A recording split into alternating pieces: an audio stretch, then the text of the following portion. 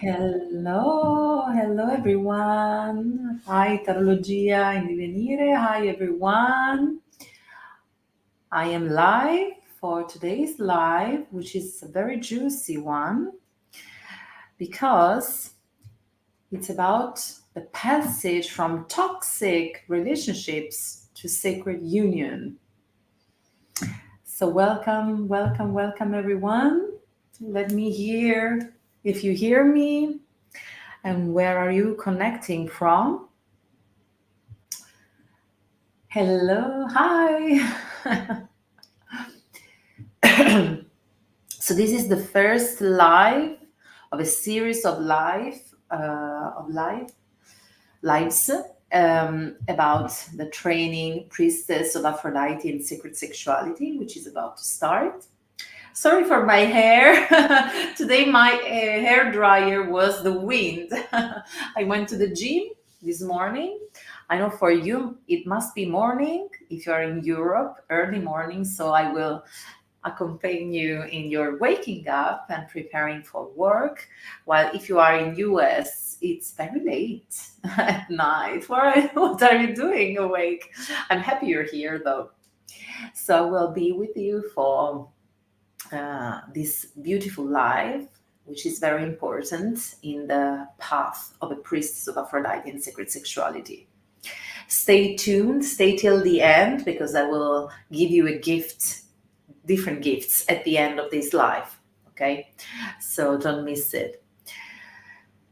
So, first of all, I want to tell you that the training Priestess of Aphrodite and Sacred Sexuality is about to start. We are, maybe I move it here. I don't know if you see me better. No. Sorry if I look in two different directions, but I am at the same moment live on various platforms. So I look here, I look there. So, Priestess of Aphrodite and Sacred Sexuality training is for you if you desire to live a life where you live in sacredness and beauty every moment. Every moment is considered sacred. No longer feeling like the hamster on a wheel. It's for you if you want to rediscover that deep connection with your body and its wisdom. It's a training which is open to men, women, people of every gender. Aphrodite doesn't consider gender, so she herself is depicted as a woman and also bird in the Aphrodite or Aphrodite with penis. So, really, whatever is your gender, the gender you identify with, this is a training that is open to everyone.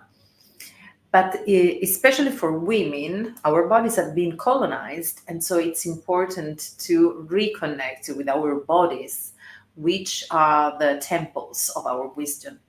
This training is for you if you wish to awaken to your inner and natural sensuality, which is the energy, life energy, amplifying the use of all your senses for the processes of decision making. This training is for you if you want, desire, crave to be part of a community that shares your same vision, basically the vision of a world in which we make love, not war, which is the Aphrodite's mantra. It's for you if you want to learn how to practice sisterhood, brotherhood as a political act. Because, listen to that, it's not just that we have a training together or a course together and we are automatically sisters or brothers. We have to educate ourselves again to stay in a circle. And we will talk also about that in today's live. This training is for you if you want to awaken your power to speak, to say, to manifest, act your inner truth according to your life purpose. It's for you if you are interested in arts or magic and ancient traditions from ancient Europe and to bring them back in a meaningful life for us people of today, of this time and space. If you want to find the meaning of your presence on this earth, if you want to empower yourself, if you see your blossoming, your shining as an act of service to love, if you're ready to embrace your sovereignty and to lead a life oriented towards pleasure and not considering pain as sacred anymore, but going back to our ancestors' beliefs and restoring the sacredness of pleasure. Pleasure is sacred. And it's the stellar, as I call it, it's the stellar sex, the ecstatic sex, the Aphrodisiac sex is sacred as well, because this is the life force. And Aphrodite wants us to live in pleasure because this is the best way to communicate with the divine. So if you're ready to bring back the matriarchal values of care, cooperation, never feeling alone or confused again, and if you want to embrace a path of life that aligns with your life mission and purpose through an excellent training, stay here because this training is for you. Moreover, Priestess of Aphrodite and Sacred Sexuality training has been recognized by the best universities of the world, such as Oxford University, La Sapienza University, and others. So I will leave you the, the link here in the chat if you're following this live from YouTube or from Facebook. So you will find here in the chat. And if you're here on Instagram, you can find out more about this fabulous training on the link in my bio. Okay, but stay here for the moment because there will be a lot today. This live is very juicy. And after this live, go straight on. Hi, Georgia. After this live, go straight on to see more, to discover more through my link in bio or the link I left in the chat. Go discover more about the training to become a priestess of Aphrodite and sacred sexuality, because these are the last days in which you can apply with early bird price. And this is a training that will change your life forever and for the better. Like it has changed the lives of so many people all around the world. You can read the feedbacks on the link on the page through the link in my bio. So during Priestess of Aphrodite and Sacred Sexuality training, I teach with an approach that includes personal, couple, and collective spheres, because this is fundamental. We cannot just consider ourselves and be in our bubble. Every spiritual path has to do also with the collective, also with the couple dynamics, because we are social beings that have to learn how to stay in solitude, in healthy solitude, which is different from loneliness.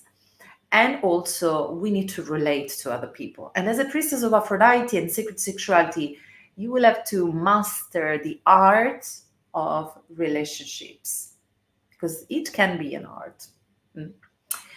And in the training, I include spheres, the areas which are spiritual, energetic, sexual, of course, which is the base of everything, the couple dynamics, the relationship dynamics, social, cultural area, political, economical, and work area, because we are political beings.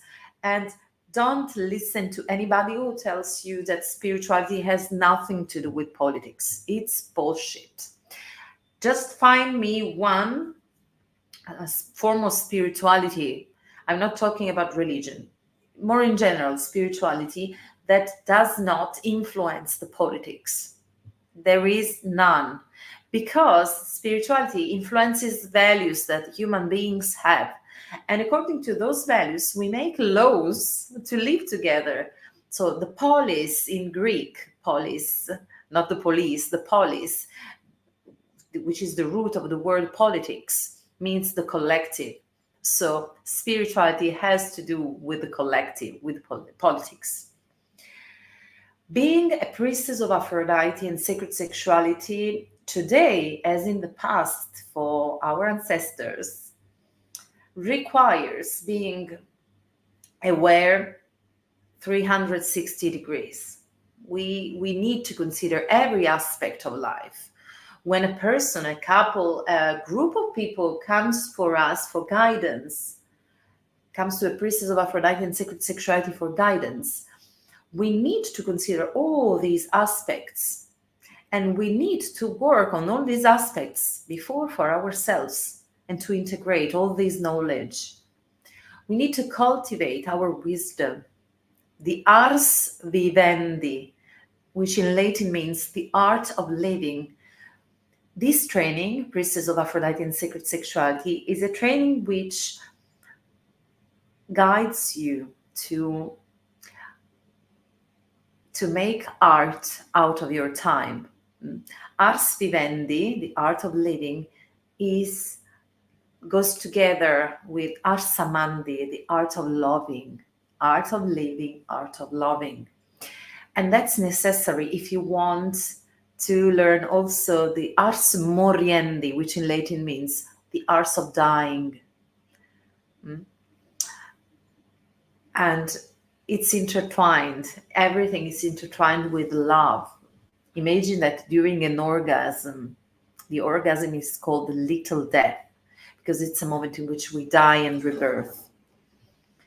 So during this training, you will learn to make living an art, knowing how to live in harmony with all the parts of yourself, with your body, with all of your bodies, because we have, remember that, the physical body, and also we have other bodies.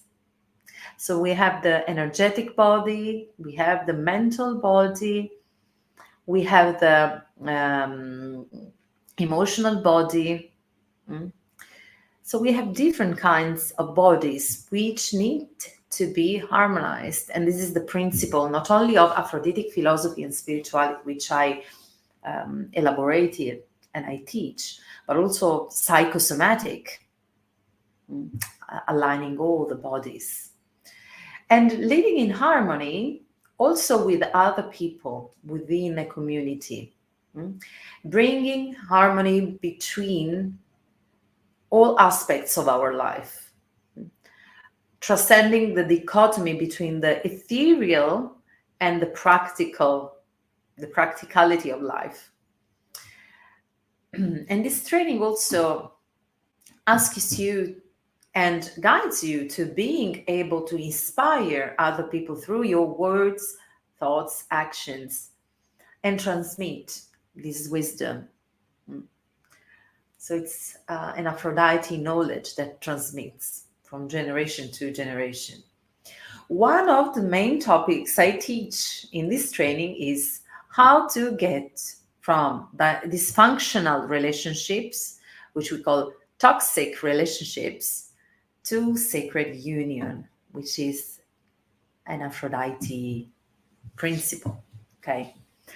So today, we will start from the problem, the obstacles that prevent us from experiencing that sacred union as priestesses of Aphrodite and sacred sexuality, and also what triggers the people that come to us in order to receive help, guidance. So one of the things that prevent us from experiencing the sacred union and stick us and people in general to toxic relationships are the ways of in which we decline our attachment styles. So we will start talking about attachment styles. First, a disclaimer.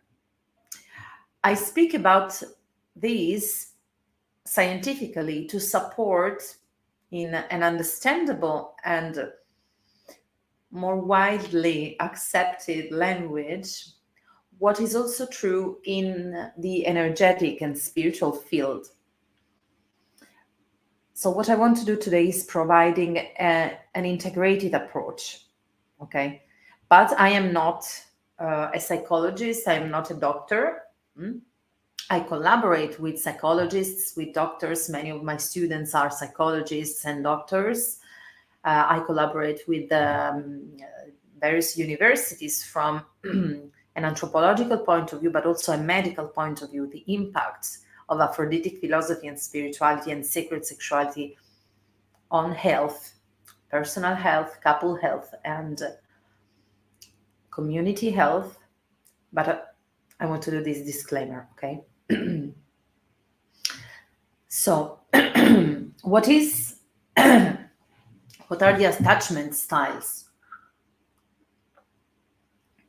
Knowing about attachment styles can play a pivotal role in being able to understand yourself as a priestess in training, if you choose to join in the other amazing people that already joined in the training, and also other people, because it's a profession of help, okay? It's a profession of service to other people. So there are four main attachment styles: secure attachment, anxious preoccupied attachment, dismissive avoidant attachment, and fearful avoidant attachment. These styles of attachments depend on how the principal caregiver during I repeat it. These styles of attachment depend on how we developed the relationship with our caregiver during our childhood, or better, how our principal caregiver, which is the mother, father, or other, related to us during the very first months and very first years of childhood. So attachment styles shape how we relate to other people, how we map the world, how we give a significance, how we give a meaning to the world, how we perceive other people, how we inhabit the world in which we live in. So it's really important, you understand, it's really important as a priestess of Aphrodite and sacred sexuality, know what is the wound, if there is one. Because the ways in which we develop our attachment styles shapes behavior of people. And it will influence our relationships in a couple. So speaking about yourself, now I'm gonna explain you what are the characteristics of each attachment style, so you can see, I recognize myself in this attachment style. You can learn a lot more about your relationship. And if you choose to join in the training to become a priestess of Aphrodite and sacred sexuality, you will be able to help other people more in depth. Okay. And of course, this will be treated more in depth during the training. Each of the four attachment styles have specific challenges, but also specific superpowers. The attachment styles theory was pioneered by John Bowlby and then extended and enriched by Mary Ainsworth. And as I said, it suggests that our early interactions with caregivers influence our attachment style, our model of living. So let's see a little bit more in depth what are the characteristics, the challenges, and the superpowers of the attachment, of each attachment style. So individual with secure attachment style, let's see the first one, secure attachment style. They have a strong sense of self-worth and confidence in their relationships. They feel comfortable with going more in intimacy with a person, with a partner, with friends. They are independent the right way, and also they are willing to open to give and receive love in balance. It's the classical style of attachment that happens when a baby in early ages feels that mommy and daddy, or both, or one of the two, the principal caregiver, will come back. No worries. Okay, so they are okay if they go away, and they react happily when they come back. They don't feel anxious when the caregiver goes away and leave them somewhere else with another adult or in another environment, because they know. So they are open to discover, they're curious to meet other people, to meet the world out there, because they feel secure. They know the parents or the caregivers are safe harbors for them, and they are there for them whenever they need. So securely attachment individuals are more willing and able to forming deep, meaningful connections with other people, while maintaining in a healthy way their autonomy and their boundaries. What are the superpowers of secure attachment? Emotional resilience. Whatever happens, they know they have an inner um, gold, speaking in a Aphrodisiac way, inner gold that keeps them optimistic. And they also have a sense of perspective. If something bad happens to them or in their relationship, they don't feel the earth under her feet crumbling. They see in perspective, okay, this is terrible, this is not nice, I'm not enjoying this, and I know I will overcome that, because they have a sense of self-worth and self-esteem. And they view conflicts as an opportunity for growth rather than something that can be dangerous for the relationship. Secure attachment individuals have an effective communication with their capacity for empathy and understanding. They are skilled in expressing their needs, their desires, their emotions openly, and also to consider with attention and care the partner's perspective. And they are trustworthy.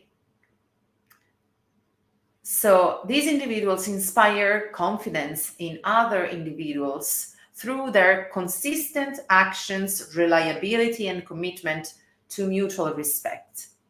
So if you have these characteristics, you have a secure attachment style. The second attachment style is anxious preoccupied. It can be resumed in the expression craving for reassurance. Please, please, please don't abandon me. Please tell me you love me. Please, please, please hug me. Please, please, please stay with me. Don't leave. Anxious preoccupied attachment individuals tend to be hypersensitive, in fact, to any signal of rejection or abandonment in relationships. Even if it's not a breaking up, an abandonment, and even if it's just a feedback that the other person gives them, they tend to interpret it as something dangerous. Oh, I'm gonna be alone. I'm not gonna survive, basically, because this is the basic wound.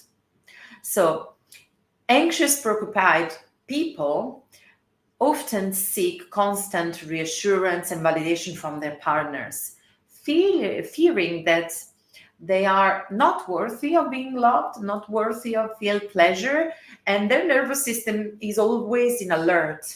Oh my goodness, what's going to happen now? What's going to happen now? So they fear constantly. They are constantly in the emotions of anxiety and fear. They fear they're gonna be alone.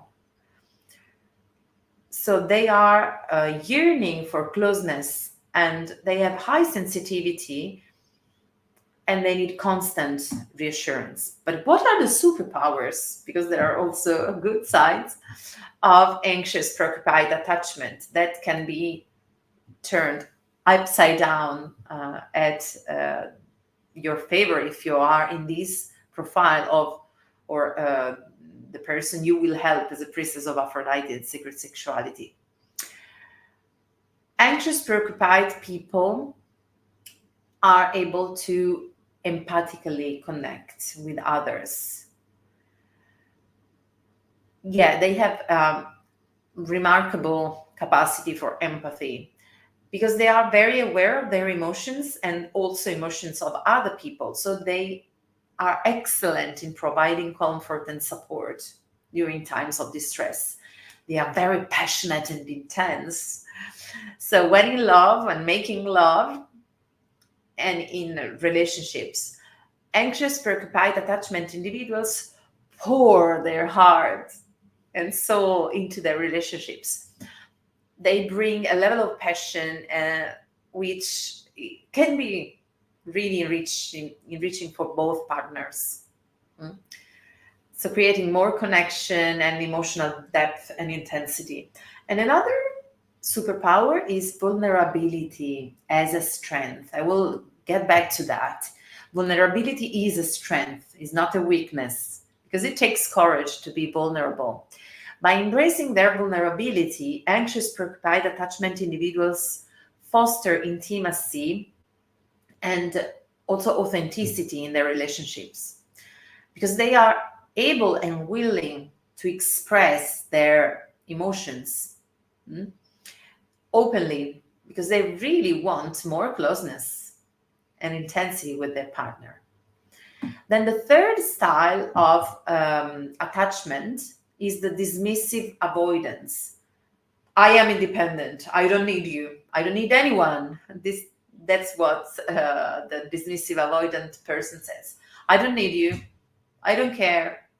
No, I do it by myself. I go, I. Dismissive avoidant attachment individuals prioritize independence and self-sufficiency in their relationships because they often downplay the importance of emotional intimacy, and they for sure feel not at ease with expressing their vulnerability or neediness.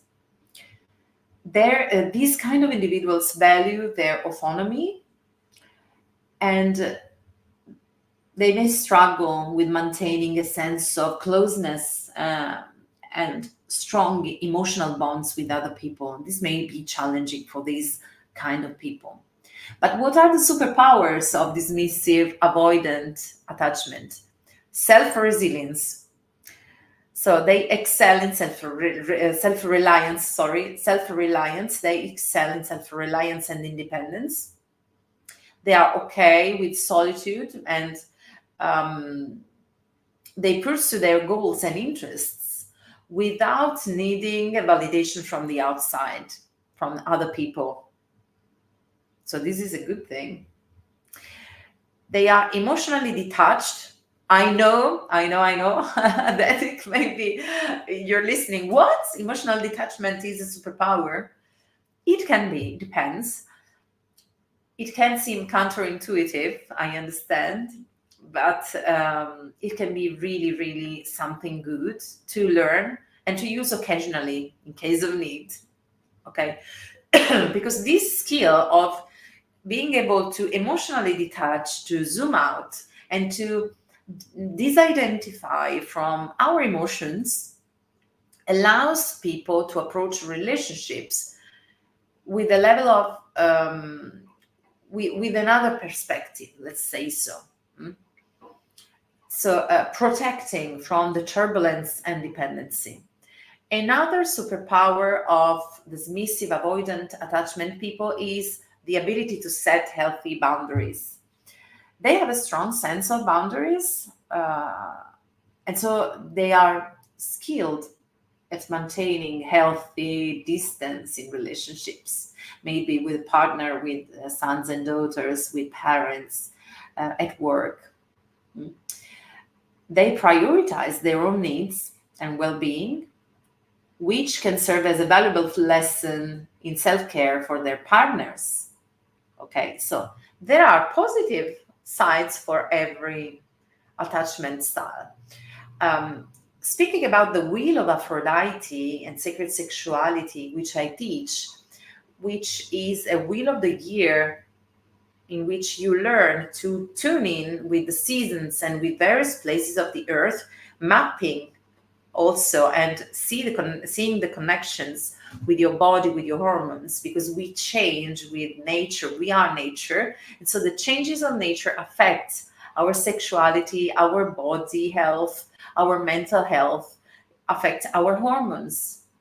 So the wheel of Aphrodite, which I teach in the training, in the wheel of Aphrodite, this kind of profile, dismissive avoidant, can be considered as uh, a side, mm, uh, one side of the archetype of the uh, explorer, or the maiden, of the young woman, young man, also the adolescent, the teenager that has to discover to um, how to stay in the world, basically, to discover limits, to discover likes and dislikes, set boundaries, to say authentic yes and no's. In this case, we have two distortions of this archetype. One, it's the craving one, the one that craves attention, so the anxious, preoccupied, that says, please don't leave me. As I said, please stay with me, don't leave me. Are you coming back? Say you love me. Do you desire me? Am I beautiful? And so, so and so. While the dismissive avoidant attachment says, I don't need you. No, don't get close to me. I don't need you. I am independent. And so, as an image of an archetype of Aphrodite on the wheel, is a distortion of the maiden and explorer archetype, and it's the shielded girl, the shielded maiden, that says, "Don't get close to me," with the spear and the shield. Don't get close to me. No. While inside, she says, "Please, please, please, I need a hug. I need a hug." But they have this neediness so um, under stratas and stratas of armors, that they don't feel it anymore. They are not aware of that. Okay. And then at the end, we have the fearful avoidant attachment style, which is the fourth attachment style, the dance of push and pull. So, come here, come here, come here. No, I don't want you. Go away, go away. So they may crave emotional connection, but when they have it, they feel overwhelmed by the intensity and the vulnerability it brings. And so they simultaneously send people away. So they yearn for their presence and they send them away because it's too much. So the fearful avoidant style is marked by inner conflicts and ambivalence towards relationships. What are the superpowers of this style of attachment? Complex emotional depth. Fearful avoidant individuals possess a rich inner world characterized by complexity and depth. And they are very able to navigate different emotions, even emotions that may seem in contrast. So they are naturally led to profound self-discovery and personal growth, these kind of people. And this is also the base of Aphroditic philosophy and spirituality, this superpower. So being able to comprehend, not just with the mind, not understand, but understand, comprehend all the shades of emotions, all the shades of being a human being. Mm. So this is very, very interesting. Every attachment style has a superpower. So you may just recognize what is yours. Then another superpower of the fearful avoidant attachment is the adaptability, because they are, despite their ambivalence towards intimacy, they are adaptable in their approach to relationships. They can switch between seeking a connection and withdrawing to protect themselves, depending on the circumstances, depending on what they sense is safe or not safe for them. So they are very conscious and also very aware, self-conscious and aware uh, of the circumstances. And then courageous vulnerability again, because they confront constantly with their fears. They embrace vulnerability. Vulnerability, when we show our vulnerability, we are strong, we're not weak. And this can create profound connections with other people. Their willingness to explore the depth of intimacy despite the risks, we will talk about risks also today and in the training, can lead to transformative experiences and deep emotional bonds. So let me know, what are your styles? Let me see if you wrote something. In what of these attachment styles do you recognize? You can write down in the chat.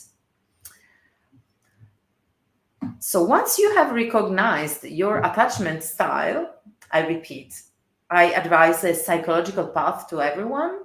And as a priestess of Aphrodite in sacred sexuality and as a teacher and mentor, I am aware that my work goes and covers the spiritual level, the energetical level, and the bodily level, the psychosomatic level. But I'm not a psychologist. In fact, I created this net of psychologists that can help my students to deal with the challenges that may arise to heal deeply at a discounted price, because the spiritual path is not a psychological path. This must be clear.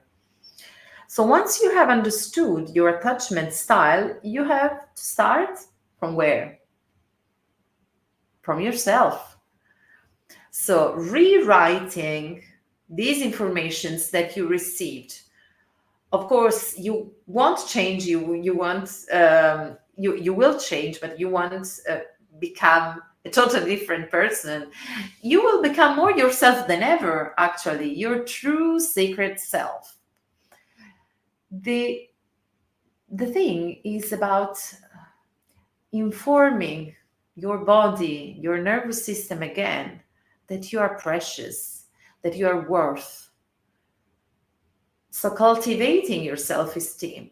Maybe your parents or caregivers didn't do that, but you can do it now. You can take self-responsibility. So in the Wheel of Aphrodite in sacred sexuality, which works with archetypes, all the parts of the wheel are Aphrodite's archetypes, because Aphrodite is a complete goddess. She's not just the goddess of love and sexuality. She's a goddess of many things, and you will learn it.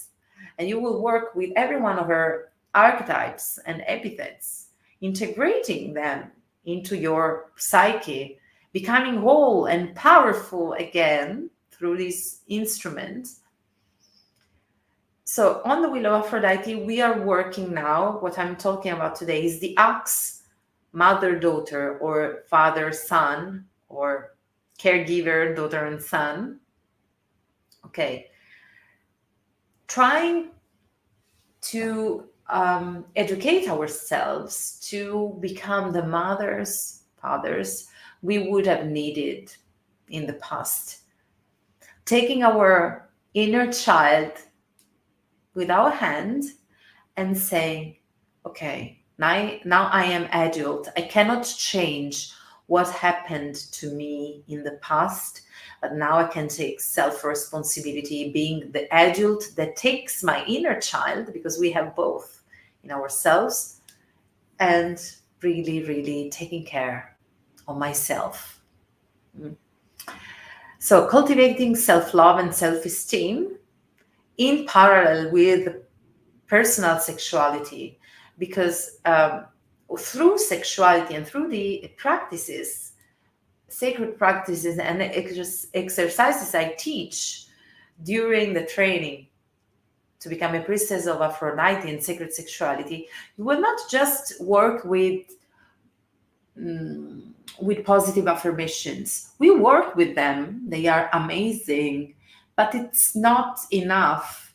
We have to understand with our body, to inform our body and nervous system that we can open to pleasure and love again. We are worth it.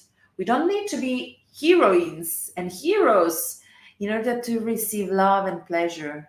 Now, we hear a lot in spiritual paths, we hear a lot of the hero's journey. This hero's journey has become something that you see everywhere, which is good, but not if it becomes an obsession. So you don't need to be a hero or a heroine to be loved. And this is something that, as a priestess of Aphrodite in sacred sexuality in training, you will learn, I will transmit to you, and you will not just understand with the mind, but you will understand with the body through ancient practices of sacred sexuality. Working also with the mirror neurons, which are parts of the part of the responsibility of how we see ourselves, how we see the world, how we signify and give meaning to the world, how we react to the world.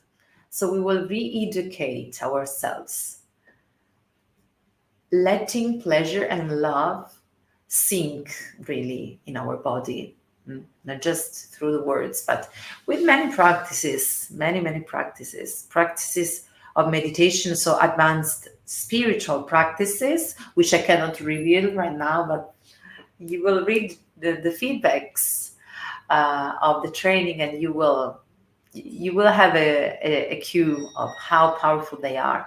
We work also with breathing techniques, breath work, with yoni eggs, yoni wands,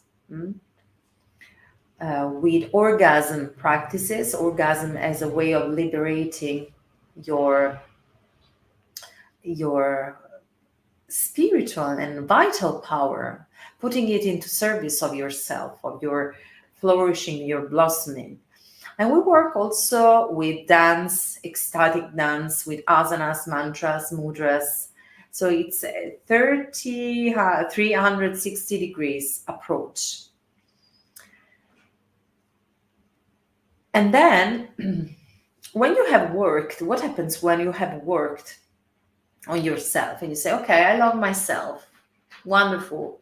Now I can attract no more jerks, but good people, good-hearted people, people that will love me and that I am ready to love. Okay. What happens? You fall in love. Finally. Okay. You fall in love, but everyone is good in falling in love. When you fall in love, every person tends to give the best and receive the best from a person.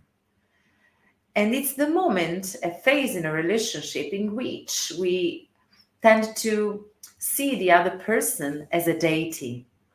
Okay, we see the other person as a deity, and we risk to idealize the other person, the partner. But we cannot stand this state for too long, because hormonally we are bombarded with love hormones, with dopamine, serotonin, in a high level. That's part of the responsibility of why we see the other person as a goddess or a god. But at a certain point, these hormones go down and we become more intimate with the other person. and it becomes something, happens something magical, something very beautiful. So good, we have given the best. I saw what you can give. You saw what I can give in the relationship. But I cannot be always on top. It's like being under dopamine all the time. So real love is when we love each other no matter what, or better, yeah, it matters what, but I mean also with our shadows, with our inner shit, inner garbage. Okay. So after a certain point, it happens, we go in a phase in which we can decide two things: either to cut the relationship when you start seeing the other person is a manifestation of the divine, but it's not goddess or god, and you are not goddess or god. I mean, you are a part,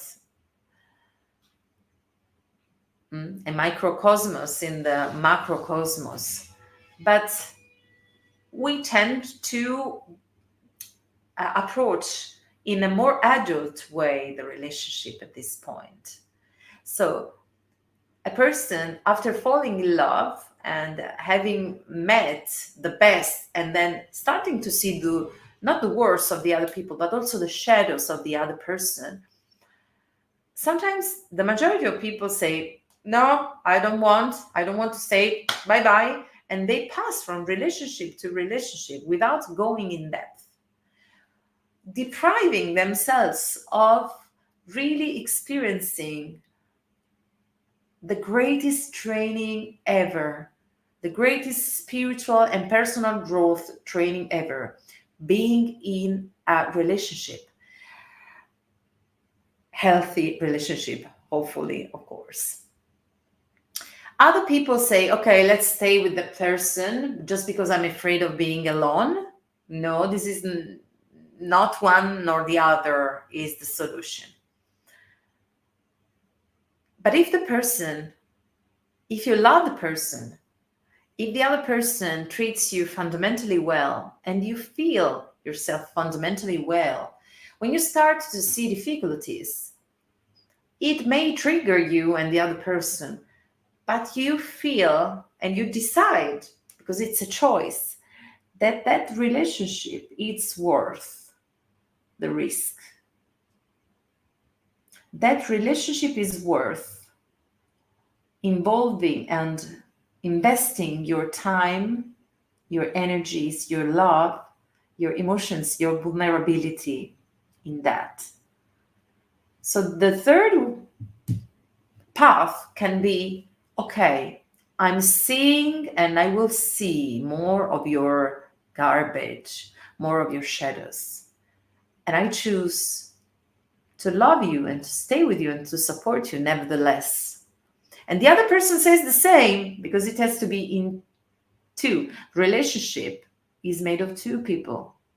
So I personally, I have been in a relationship in the past before my beautiful king, priest, husband. I have been in a relationship in which I did all by myself. So if there were any progresses on the relationship, it was just because I worked on myself. But it was just like being in a boat with a hole and being the only one taking out the water.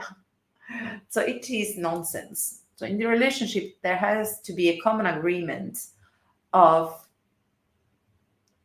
what does love mean, of helping each other to spread the wings wide and fly high.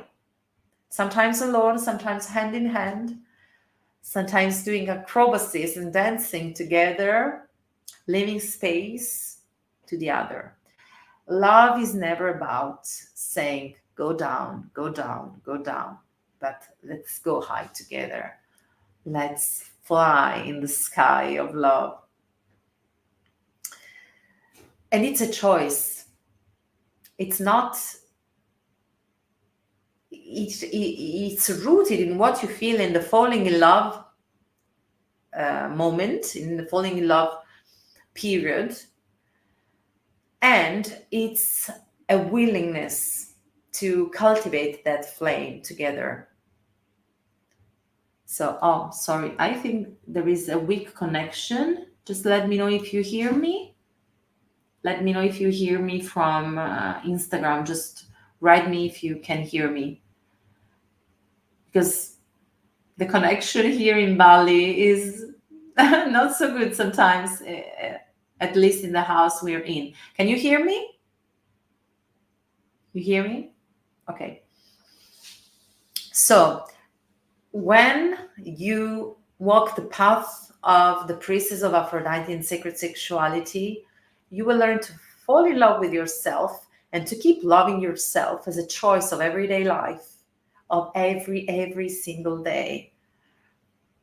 Because as I said, we are all good in falling in love, but loving consistently, it's an act of will and desire and of love, real love. It's not just hormonal, but it's rooted in that memory of the sparkles and the butterfly in the tummy. So every time there is a crisis in the couple and in any kind of relationship, because listen, I am not just talking about love relationships like partners, sex partners. I talk about couples, about friends, about the relationship with the teacher, the relationship with the spiritual teacher. So it's the choice to say, okay, I will do my best and I will receive your best, and I open to receive your best in nurturing this relationship and in supporting each other, in being the best version of ourselves we can be. And I also hug your fears, and I also hug and respect your challenging emotions. And I also hug and respect and honor your shadows. And I am here to support you while dealing with your inner garbage. And I know you're here with me to support me in that. Of course, this applies also on a larger scale as a priestess of Aphrodite in sacred sexuality with the community, with the people, individuals or couples that will come to ask for help and guidance. One of the practices, advanced practices I teach in the path to become a priestess of Aphrodite in sacred sexuality on the third year, it's also a tantric practice. I don't explain you how to do it because it's very, very strong. That's why I teach it at the end of the third year. Because the path is made of 3 years, but you can do every year is independent, so you can choose year by year whether to continue. And just from the first moment, you will feel your life changing incredibly for the better.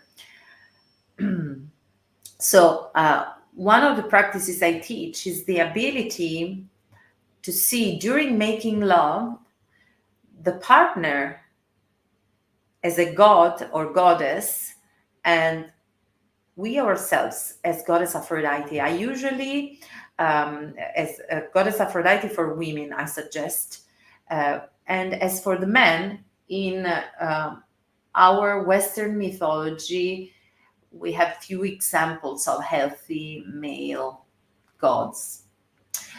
One of those few is Dionysus.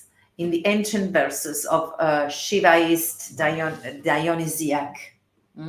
So the ancient version of Dionysus, which is more similar to Shiva, this is the healthy masculine I am addressing.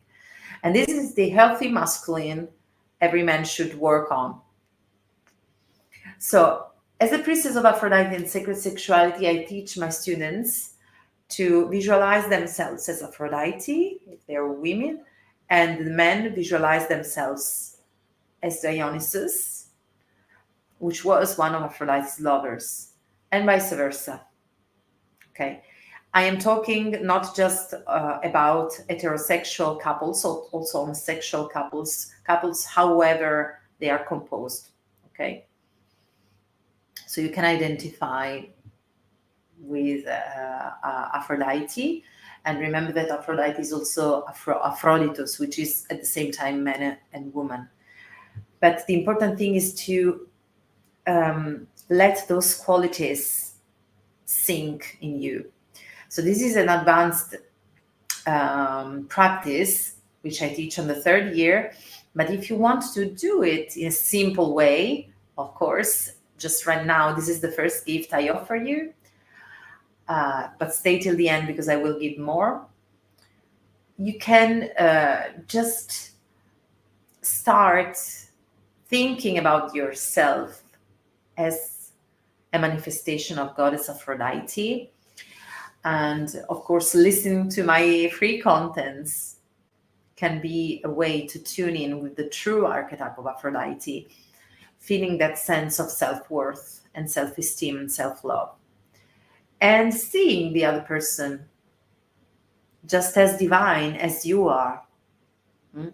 This is a good practice that you can do. And you will see immediately the benefits, because if we treat ourselves as a goddess, as a queen, and treat other people as goddesses and gods, other people will feel that and will respond to that in a positive way. So it's an act of devotion towards the partner. But devotion doesn't mean accepting a trauma bond relationship. Doesn't mean that we accept every kind of reaction, every kind of garbage. No, the other person has a responsibility for her own inner shadows. And they have to learn not to vomit wounds and traumas on the partner, as we have to learn to do the same. Taking self-responsibility for our wounds, traumas, inner demons. In this training, I teach a lot about dealing with demons in a sweet way, nourishing them instead of slaying them, because they just become stronger. This is not the solution. Patriarchy has taught us an approach, a war approach towards life instead of a loving approach. So it's like you go towards a child which is afraid, and when we are afraid, we respond like freeze, fly, or fight. Freeze, fly, or fight. These are the reactions. If a person reacts to fear by fighting, and you go to that person and fight back, what will you obtain? Nothing good. So the solution is calming.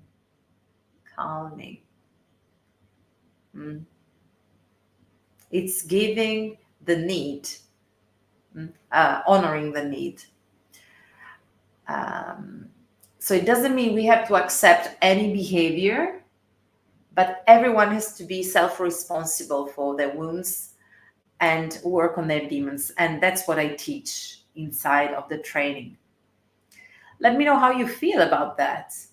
Have you always felt maybe that your imperfection or your sides which you consider unacceptable, they have to be hidden or repressed, or maybe they have to be cuddled and calmed?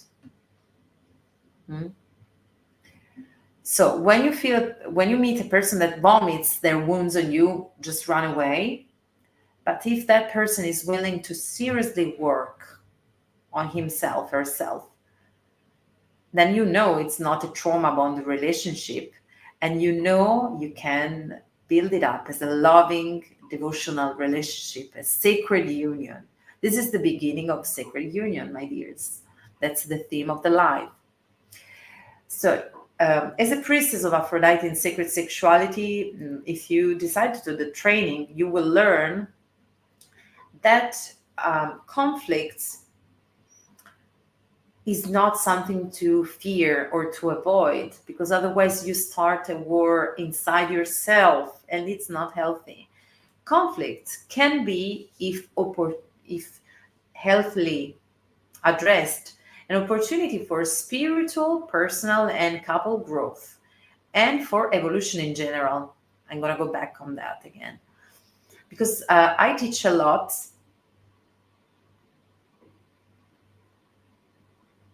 It stopped. On Instagram, it stopped. I will continue here. Um, I teach a lot in the training about nonviolent and empathic communication, which means that you start focusing on yourself rather than saying, you have done this, you have done that, you are guilty of, you are so, so, and so. This is a very aggressive attitude that has the only effect of making the person that it's in front of us being more closed to growing together and to open up and solve the conflict. While empathic communication, which is a great part of the training to become a priestess of Aphrodite in sacred sexuality, says, when you did so, I felt like this. I experienced this. This form of communication has various advantages. First of all, it says you are not wrong. It's just the behavior you had.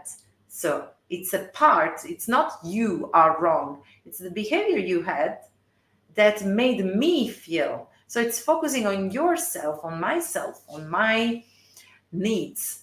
And this is pivotal, of pivotal importance in a world that has seen, especially as women, grown up with gaslighting, continuous gaslighting. So the majority of students, they started training with me that they have no idea of what they need, what are their desires and needs. Well, with the training, you will be really aware of what are your desires and needs, and you will be able to communicate them in an empathic and positive, healthy way. And this is important because if everyone starts communicating this way in a couple, there will be happy couples, sexually satisfied couples, because you learn how to communicate your needs also in sexuality, and also people and nations will be educated to communicate not with weapons. It's paradoxical that in 2024 people cannot be civil enough and evolved enough to communicate with words and empathic communication, and they still need to to fight. Another thing I teach in the training is the education to the risk, which I think should be introduced in the schools. So the balance between positive mind, negative mind, and neutral mind in the process of decision making as a priestess for yourself, for your partner, and for the people that will ask you for help. Because you cannot be a good priestess if you're not centered, if you don't work constantly on your harmony, on your personal harmony and consciousness. And we work a lot also on the strength of being vulnerable, which means being authentic, basically. And when you integrate and remember all the archetype of Aphrodite through the practice I transmit you, you become whole again. So no more wounds on the etheric egg, no more wounds in our aura, but a constant work of kintsugi, like the Japanese art of putting the broken pieces together with the gold. Aphrodite is called the Golden One, in fact. She's an alchemic goddess. She's called Chrysea, which means the Golden One. And gold is a noble metal, which in alchemy was used on several levels. And Aphrodite, with her archetype and sub-archetypes and epithets, in Aphroditic philosophy and spirituality, she will teach you, will guide you, and will transmit you all of her path of the pearl, path of the diamond, path of the jewel, according to the kind of work we will do and the kind of elements we will work on. It's a path towards which every person tends to go because we need to evolve. We need to cultivate the elegance of the soul, and Aphrodite will help you mastering that. And moreover, with the training, you will pass from sex to, oh my God, sex, or better, oh my goddess, sex. Mm. Of course, in according with your sacred sexuality style, with your language of love in sex. And here is another gift. With my team, I've been preparing for months a very remarkable and precise and incredible test for you to understand what is your style in sex, which will be incredibly beneficial for you and for your partner. So if you want to receive that test, just DM me to receive the link to the test. Okay, you can DM me on my socials or write down in the comments. And you will understand also during the training how and why moving from dysfunctional relationships to sacred union can be a key to peace. Not only individual peace, couple peace, but I mean peace between nations, between peoples.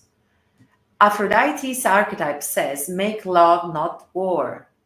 It's an archetype that brings kindness and harmony and educates people to choose the path of love rather than war.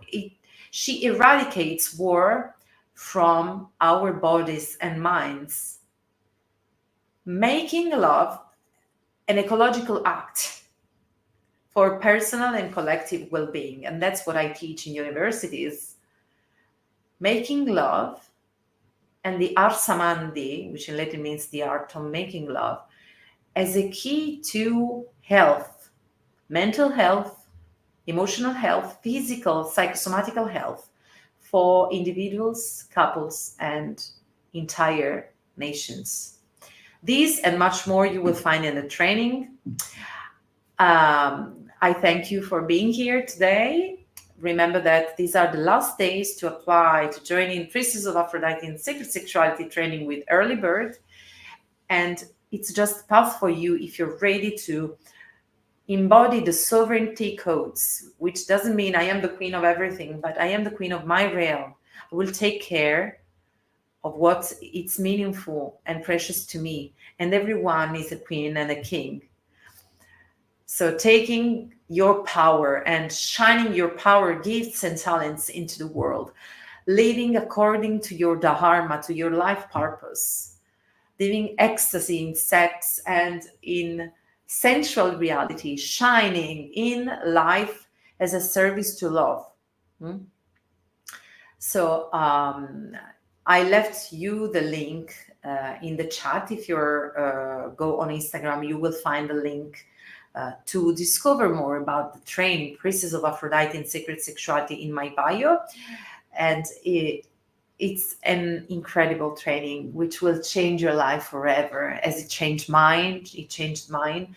It changed the lives of so many people around the world. You can read their feedbacks. If you want to be sure it's the path for you, the second gift, the first gift is the test. So write me if you want to receive it for free. It's totally free. The second gift is the possibility of a free orientation session with me. So we can meet each other and you can know more about the training and receive guidance from me to really know if it's the path for you and if it's now. And I will leave you with this exercise. Every day from now, since next week, on which will we meet next Thursday, we will meet with another Juicy live. Train your psychological muscles to ask yourself, what do I need today? What do I need today? What I desire today? When you feel comfortable enough with the need, go on further with the desire. What do I desire? Every single day, write down a list This might be simple, might seem simple, but it's not, because we have to train ourselves again to tune in with our soul and not feeling the chitty chatting of the mind and the parents that say, oh, you shouldn't do that, and the school teachers that say, oh, you shouldn't do that, it's a loss of time. No, just go back to when you were a child. What were the things that made your eyes shine? Hmm? What do I need today? What do I need it, and what do I need today? And claim it. Okay, exercise yourself to claim every day a little bit of your needs, to honor your needs and then your desires. Claim who you are, be who you are unapologetically and without procrastinating. Mm? See yourself as Aphrodite. I give you the authorization to feel yourself as a goddess, queen, priestess, because you're worth of it. Mm? And so you're worth giving yourself the satisfaction of your needs and desires and even more. Mm? Yeah, you're really worth it. And if you want, I will meet you to the other side of the veil, hmm, for the Priestess of Aphrodite and Secret Sexuality training. Remember to go on the link in my bio on Instagram or on the chat to discover more about this training. I will meet you next Thursday for another super juicy live. Share this live with all the people that you think they need to hear that in this moment, to know more about the attachment styles and to know more about the gold that can be alchemized within themselves. And meet you next Thursday and or on board of Aphrodite and Sacred Sexuality Priestess Training. Thanks for being here. Bye bye.